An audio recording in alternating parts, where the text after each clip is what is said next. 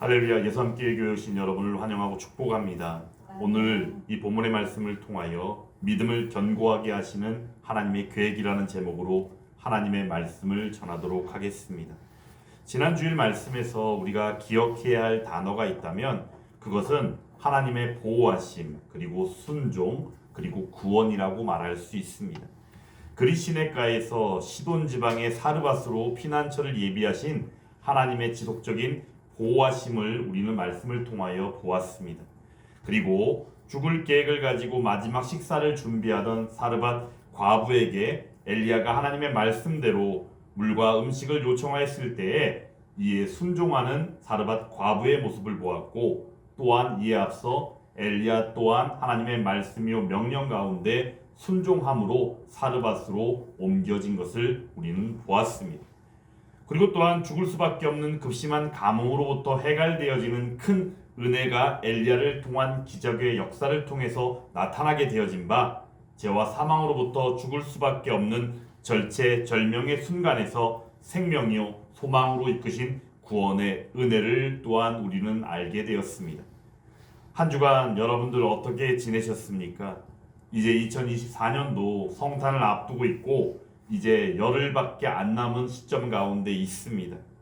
한 해를 마무리하기에 분주한 한 주간을 사셨습니까? 아니면 그저 그런 일상의 삶을 또 다람쥐 쳇바퀴 돌듯이 그렇게 살아오셨습니까?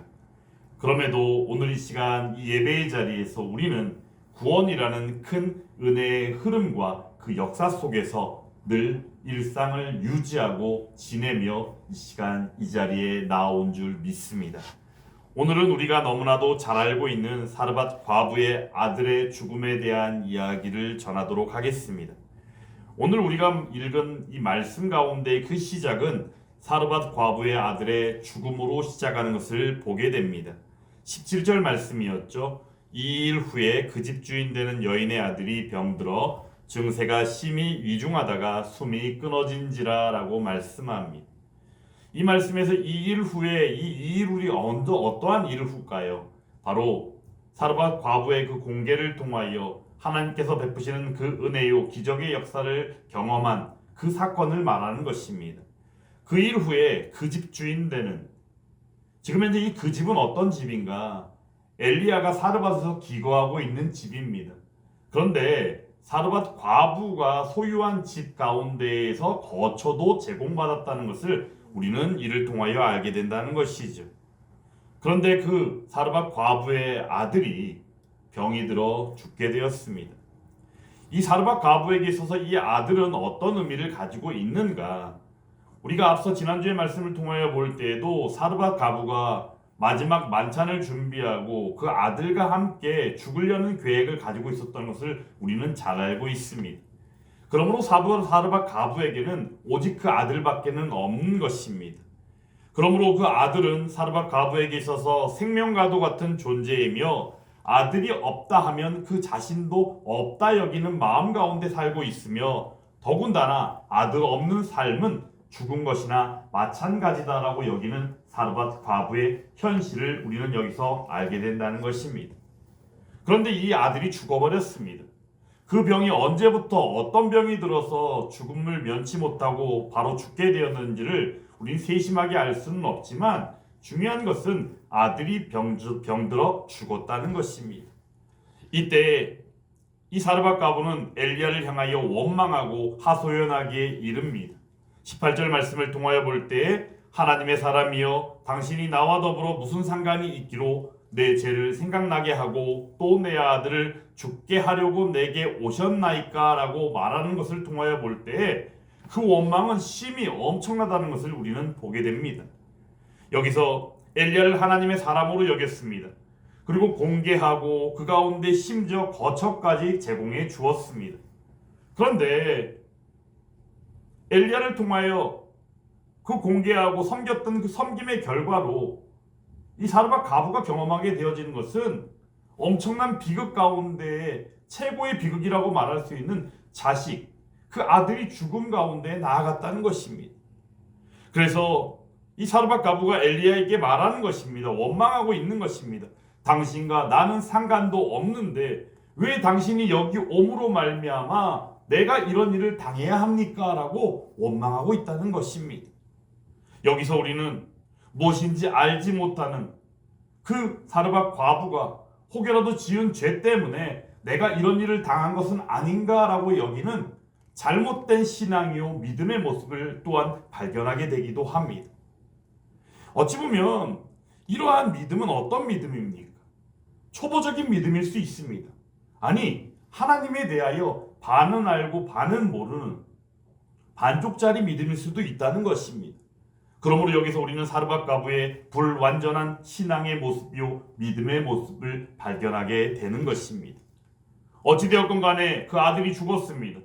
그리고 또한 사르밧 과부가 지금 엘리야를 원망하고 하소연합니다. 이때 엘리야는 여기에 대하여 질책하거나 여기에 대하여 어떠한 이야기도 하지 아니하고 그 죽은 아이를 받아 나아가 하나님 앞에 기도하기에 이릅니다. 먼저 기도하는 장소를 우리가 알 필요가 있지요. 어디서 기도했습니까? 그가 머물고 있는 그 방에, 그가 머물고 있는 그 처소로 그 죽은 아이를 안고 가서 침상에 누워놓습니다. 그리고는 하나님 앞에 기도하는 것입니다. 하나님께서는 필요에 따라 은밀하게 우리를 만나주시는 줄 믿습니다. 그 기도를 또한 원하시고 기다리고 계신다는 사실입니다. 그러므로 오늘 이 시간 이 기도하는 이 장소는 은밀한 장소요, 어찌 보면 하나님을 만나기 위한 은밀하고도 깊은 기도의 장소임을 우리는 잊지 말아야 합니다. 사랑하는 여러분, 혹이라도 하나님 앞에 기도할 일들이 있습니까? 우리는 늘 살아가면서 수많은 기도의 제목을 생각하고 하나님 앞에 기도하지 않으면 안 되겠구나라는 마음을 가지고 살아가기도 합니다. 그러므로 우리는 말씀을 통하여 볼 때에도 쉬지 말고 기도하라라고 말씀해 주시지 않습니까? 그런데 때마다 우리는 기도하고 일상 가운데 또한 살아가면서 호흡하는 순간마다 기도하는 것이 우리의 일상일 수 있겠지만 중요한 것은 때마다 필요에 따라서는 은밀하게 하나님과의 기도하는 시간이 필요하다는 것입니다. 그러므로 2024년 한 해를 마무리하는 가운데 있는 이 시점에서 은밀한 하나님과의 기도를 나누는 은혜로운 시간을 가지는 저와 여러분들이 또한 될 수 있기를 주님의 이름으로 축원합니다. 오늘 그런 가운데 기도의 내용이 먼저는 과부에게 재앙인 바로 그 아들이 죽은 사실을 하나님 앞에 고하는 내용으로 기도의 내용이 시작하는 것을 보게 됩니다. 그리고는 그 기도 가운데 하나님 앞에 구하는 내용이 바로 무엇입니까? 당연히 죽은 그 아이가 다시금 살아나기를 위하여 하나님 앞에 간구하게 되어지는 것이지요. 그런데 여기서 우리가 한 가지 중요한 사실, 기도하는 엘리야의 모습 가운데 우리가 주목하여야 되는 것이 있다면 바로 엘리야가 알고 있는 하나님이요 그 하나님 앞에 믿음으로 고백하는 신앙 고백이 여기에 또한 드러나 있다는 사실입니다. 과부에게 재앙을 내리는 생사화복의 하나님, 하나님은 생사화복의 하나님이시다라는 것이지요. 그러므로 사무엘상 2장의 말씀을 통하여 보듯이 우리가 사무엘의 어머니인 한나의 기도 속에서 여호와는 죽이기도 하시고 살리기도 하시며 수월에 내리기도 하시며 거기에서 올리기도 하시는도다. 이 말씀을 통하여 우리의 생사화복을 주관하시는 그 하나님이 우리가 믿는 하나님이며 지금 간구하는 그 엘리야의 하나님임을 우리는 알아야 한다는 것입니다. 그러므로 여기서 기도 가운데 있을 때 우리는 그 기도를 호흡이라 이야기하고 하나님과의 특별한 교제라고 말하듯이 이 호흡이요 교제 가운데 먼저 전제되어야 하는 것은 하나님 앞에 전적인 믿음의 고백이요 신앙 고백이 있지 아니하다면 우리의 기도는 그저 헛된 기도가 될 수도 있다는 것을 잊어서는 안 된다라는 사실입니다. 오늘 그런 가운데 엘리야는 그 하나님을 잘 알고 있고 그 하나님을 잘 믿으며 하나님 앞에 간구하기에 이른 것입니다. 오늘 이 엘리야는 기도할 때 독특한 장면을 연출합니다. 21절 말씀입니다. 그 아이 위에 몸을 3번 펴서 엎드리고 여호와께 부르짖어라고 말씀하고 있습니다. 그 아이 위에 몸을 3번 펴서 엎드리는 이 모습, 어떠한 생각을 가지고 이런 기도를 했을까? 이 자세를 두고 사실은 많은 의견들이 있을 수 있습니다. 그리고 또한 많은 주석학자들이 이런 저런 생각들을 가지고 의견들을 내기도 했습니다. 하지만 오늘 이 기도의 자세 속에서, 이 기도의 모습 속에서 우리가 떠올려야 하는 것은 바로 무엇이냐? 엘리야가 자신의 몸을 죽은 그 아이의 밀착함을 통하여 그 아이의 죽음 앞에서 생명을 두고 전력하는 기도의 모습이 오늘 이 기도의 모습 속에서 발견된다라는 것입니다. 특히나 3번 그렇게 했다라고 말합니다. 여러분, 3이라는 숫자는 우리가 성경적으로 볼 때 삼위일체 하나님을 떠올리기도 하고, 특히나 하나님의 완전하심을 설명할 때 상징되어지는 숫자로 3이라는 숫자를 말합니다. 그러므로 이 3이라는 숫자는 우리가 성경적으로 완전수라고 표현하기도 합니다. 그러므로 삼위일체 하나님 가운데 그 하나님의 완전하심 앞에, 그 하나님의 완전하신 능력 앞에 전심전력으로 기도하는 간구가 오늘 이 시간 엘리야의 기도 가운데 그 자세 속에서 발견되어지고 있다라는 것입니다. 이는 야곱이 그 형 에서와의 만남을 앞두고 느끼는 두려움 앞에서 야복 강가에서 하나님과 씨름하는 그 장면을 떠올리게 됩니다. 야곱의 기도는 어떠했습니까? 창세기 32장의 말씀 가운데 보면 야곱은 홀로 남았더니 어떤 사람이 날이 새도록 야곱과 어떠했다? 씨름하다가 라고 말씀합니다.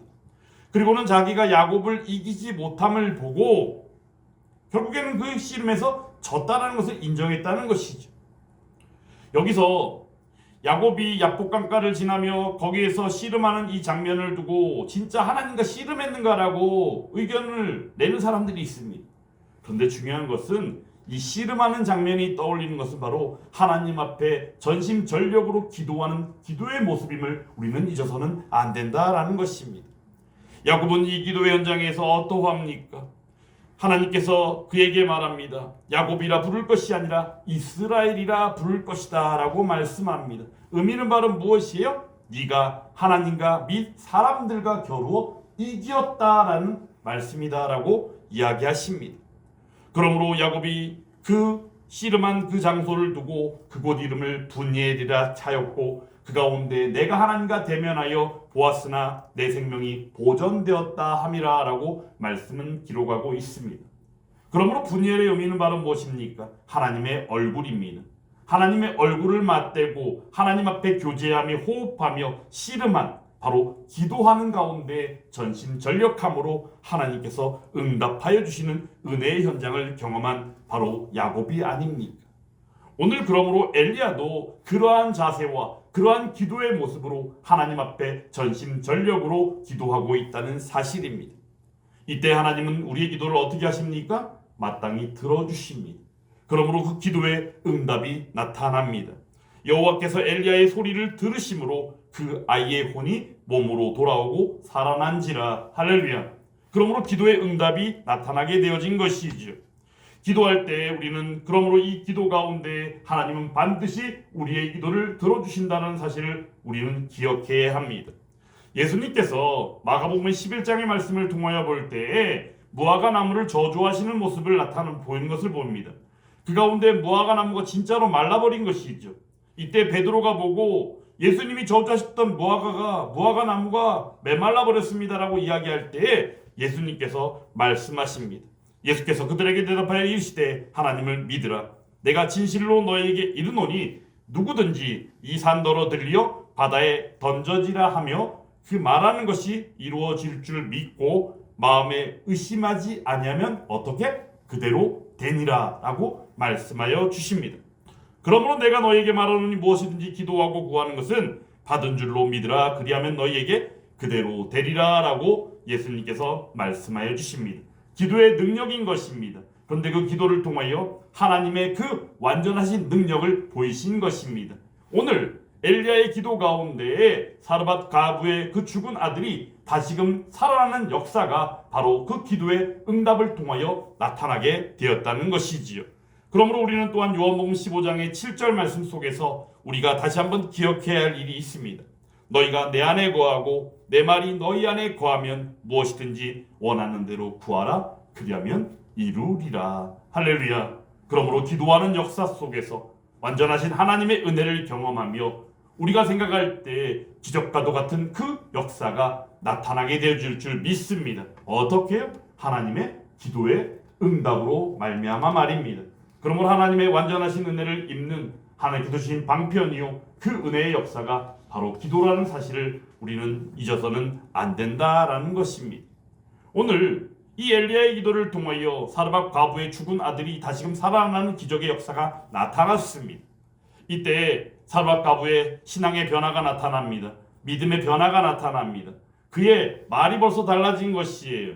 그 아들이 죽은 현장을 보고 그 사르밧 과부의 그 원망과 하소연이 어디로 갔는지도 모를 정도로 순간적으로 그 믿음이 변화되어진 것을 그 고백 속에서 우리는 보게 된다는 것입니다. 오늘 24절 말씀 우리가 같이 한번 읽어보겠습니다. 여인이 엘리야에게 이르되 내가 이제야 당신은 하나님의 사람이시오 당신의 입에 있는 여호와의 말씀이 진실한 줄 아노라 하니라. 아멘. 여기서 우리가 읽은 이 말씀 내가 이제야 당신은 하나님의 사람이시오 당신의 입에 있는 여호와의 말씀이 진실한 줄 아노라. 이 이야기를 좀 풀어서 설명드리면 결론은 바로 이겁니다. 엘리야는 하나님의 사람입니다. 엘리야가 전하는 하나님의 말씀은 거짓이 없고 진실합니다. 결국 진리입니다 라고 말하고 있다는 것이에요. 그리고 여기서 우리가 기억하고 발견해야 되는 것은 고로 나는 거짓이 없는 진실하신 그 하나님을 믿습니다라는 고백이 바로 숨어 있다는 것이에요. 사르밧 과부가 알고 있는 하나님의 이해가 깊이 있게 자랐고 또한 그 믿음이 견고해지는 은혜를 입게 되어졌다라는 사실입니다. 오늘 이 본문의 말씀을 통하여 우리가 떠올릴 수 있는 말씀이 있다면 바로 욥의 일생이요 욥의 인생을 떠올릴 수 있습니다. 욥기를 통해서 오늘 사르밧 과부와 비슷하게 믿음이 견고하게 되어지는 과정을 경험하게 되어지는 것이죠. 욥은 어떤 사람입니까? 욥기 1장의 말씀을 통하여 볼 때 우스 땅에 거하는 자입니다. 그는 온전하고 정직합니다. 하나님을 경외합니다. 그래서 악에서 떠난 자다라고 말합니다. 그에게는 아들이 7이 있고 딸이 3이 있고 그리고 그 외에 많은 재산들이 있습니다. 그리고는 이 욥의 믿음이 어떠하냐? 그 자녀들이 하나님 앞에 때마다 나와 번제를 드릴 수 있도록 그들의 명수대로 번제를 드리는 일상 속에서의 하나님을 향한 믿음의 신앙을 교육하고 양육하며 일상 속에서 그러한 일들을 경험하게 했다는 것이에요. 그래서 말씀에서 이렇게 말합니다. 욥의 행위가 항상 이러하였더라라고 기록하고 있습니다. 이처럼 하나님만을 경외하고 하나님만을 따르며 하나님 앞에 순종하며 죄짓기를 거부하며 오직 그 자녀들조차도 하나님 앞에서 양육하였던 욥. 그런데 욥은 어떠합니까? 그의 인생이 모든 것을 완전히 잃어버리고 자기 몸조차도 심한 욕창이요 종기로 말미암아 가눌 수 없는 지경의 환란으로 빠져버리게 된 것을 욥기서를 통하여 우리는 잘 알고 있지 않습니까? 그때 그 아내가 욥을 향하여 뭐라 그럽니까? 하나님을 욕하고 차라리 죽으라라고까지 말하는 것을 보게 되지요. 이처럼 엄청난 환란을 경험하고 있는 욥. 그렇지만 하나님을 향한 그의 믿음이요 그 신앙을 끝까지 버티면서 그러한 일들 속에서 하나님을 원망할 수도 있음에도 불구하고 하나님을 단 한 번도 원망하지 아니하고 오직 하나님을 향한 믿음 하나만을 붙잡고 나아가리라 라고 얘기하며 새 친구와의 만남 속에서 새 친구와의 서로 나누는 이야기 속에서도 끝까지 자신의 신앙을 고수하며 더 나아가 지혜자인 젊은 엘리후를 만나서 그 권면 가운데서도 굽히지 아니하고 나아갔을 때 직접 하나님께서 만나주시고 말씀해 주심으로 말미암아 그가 고백하게 되어지는 것을 우리는 보게 된다는 것이지요. 욥기 42장 2절 말씀에서 그러므로 이렇게 말씀합니다. 주께서는 못하실 일이 없사오며 무슨 계획이든지 못 이루실 것이 없는 줄 아오니 라고 말씀합니다. 그리고는 나아가 내가 주께 대하여 귀로 듣기만 하였사오나 이제는 눈으로 주를 배옵나이다 라고 고백하며 그러므로 내가 스스로 거두어드리고 띠끌과 제 가운데서 회개하나이다 라고 고백하는 것을 보게 됩니다. 욥기가 주는 메시지를 우리는 흔히 의인도 고난을 당하는가라는 질문에 답하는 것을 이야기합니다. 여러분들 잘 알고 계시죠? 그러므로 의인도 고난을 당하는 것이 맞습니다라고 우리는 답을 알고 있습니다. 그러므로 이 모든 일들이 하나님의 장중한 계획 안에서 있을 수 있다라는 것을 욥기서 말씀을 통하여 우리는 이미 알고 있고 늘 또한 경험하며 살아가고 있습니다. 하지만 여기서 한 가지 놓쳐서는 안 되는 일이 있습니다. 욥기를 통하여 우리에게 하나님께서 질문하시고 또한 그 안에서 우리에게 말씀해 주시는 것이 무엇이냐? 욥기서의 메시지는 바로 이러합니다. 창조주 나 하나님의 세계를 너희가 알겠느냐라고 우리에게 질문하여 주신다는 사실입니다. 그러므로 우리는 그 하나님 앞에서 겸손할 수밖에 없고 또한 그분의 말씀에 순종하고 순복할 수밖에 없는 것입니다. 이것이 바로 무엇입니까? 믿음이고 신앙이라는 사실입니다. 오늘 사르밧 과부의 이 죽은 아들의 이야기 속에서 우리가 욥기서의 말씀을 통하여 보게 되어지고 또한 동일한 모습을 우리가 발견하게 되어지는 그 가운데에서 오늘 말씀에서 포인트로 잡고 기억해야 할 일이 있다면 바로 그것은 두 가지입니다. 첫 번째는 바로 이것입니다. 믿음을 견고하게 하시는 그 과정이 우리에게 은혜로 베풀어진다라는 사실입니다. 우리의 생각과는 전혀 다른 것일 수 있다는 것이에요. 사르밧 과부의 아들의 죽음은 그 인생 가운데 어찌 보면 최고의 비극 중에 비극일 수 있는 일입니다. 그냥 그 아들이 죽어버리고 끝나버린다면 단시일 안에 아마 그 사르밧 과부도 생명과도 같이 여겼던 그 아들의 죽음을 이기지 못하고 그 자신도 죽어버릴 수 있다는 사실을 우리는 생각할 수 있게 된다는 것이죠. 그런데 하나님께서는 어떻게 하십니까?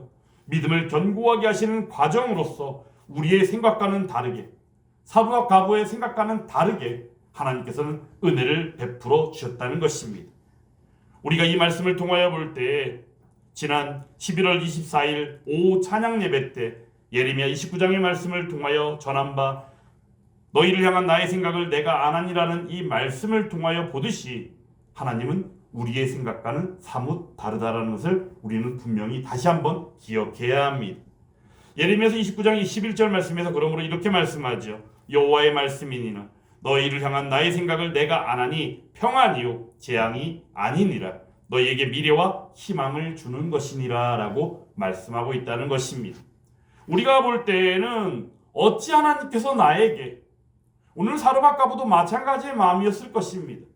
엘리야에게 공개를 베풀고 엘리야에게 거처도 제공하고 그렇게 선한 일을 했는데도 불구하고 왜 이런 일이 나에게 내 아들이 죽어야 되는 건데 라고 원망하고 그럴 수 있다는 것이에요. 그런데 중요한 것은 하나님의 생각은 우리와 사뭇 다를 수 있고 하나님의 목적은 우리와 사뭇 다르다라는 사실이에요.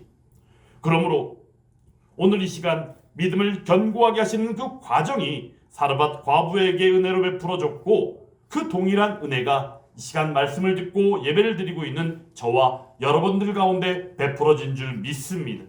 그리고 그러한 은혜가 우리에게 단회적인 것이 아니라 늘 때마다 우리들에게 베풀어지며 그 은혜를 경험하고 있는 인생이 바로 우리의 일상이다라는 것을 잊어서는 안 된다라는 것이지요.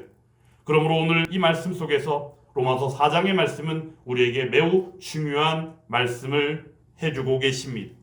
로마서 4장 20절에서 21절 말씀입니다.